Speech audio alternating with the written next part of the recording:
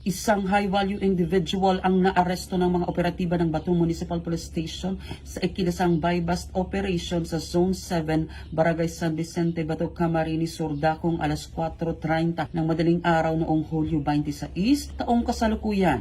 Kinilala ang suspect sa alias na Elson, 45 taong gulang at residente ng naturang bayan. Pinangunahan ang operasyon ng Batu Municipal Police Station sa pamumuno ni Police Captain Mark Anthony Oclidera, katuwang ang mga operatiba ng Office of the Deputy Regional Director for Operations, Regional Police Drug Enforcement Unit, Region 5, Provincial Intelligence Unit, Provincial Police Drug Enforcement Unit ng CAMSUR PPO, Philippine Drug Enforcement Group, Special Operations Unit 5, sa koordinasyon ng Philippine Drug Enforcement Agency, Regional Office 5. Naaresto ang suspect matapos umanong magbenta sa isang police pusher buyer ng 15 gramo ng hinihinalang shabu na nagkakahalaga ng 102,000 piso kapalit ng 45,000 piso na buy-bust money. Sa kabuuan, 115 gramo ng hinihinalang shabu na may tinatayang halagang 782,000 piso ang nakumpiska sa operasyon. Isinagawa ang pagmamarka at inventaryo ng mga ebidensya sa harap ng suspect at mga mandatory witnesses.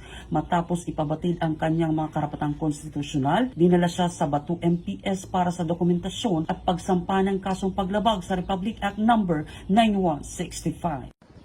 Mula dito sa Camarines Sur Police Provincial Office, ako po si Police Staff Sergeant Gerald A. Corporal, nag-uulat sa Police News Network. Bagong PNP para sa bagong Pilipinas, serbisyong mabilis, tapat at nararamdaman.